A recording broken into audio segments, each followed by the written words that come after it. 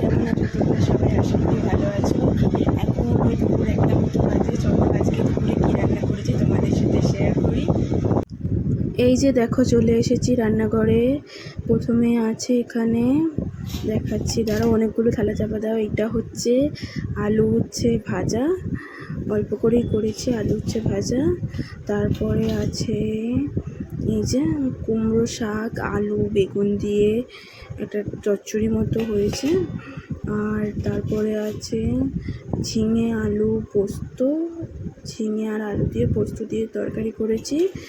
আর আছে এবারে দাঁড়াও, এইটা হচ্ছে ডিম ভাজা, ডিম ভেজেছি, দুটো ডিম একসঙ্গে করে ভেজেছি, ডিম ভাজা। আর এইখানে আছে চিকেন রান্না করেছি আলু দিয়ে, চিকেনের একটু হালকা করে ঝোল করেছি।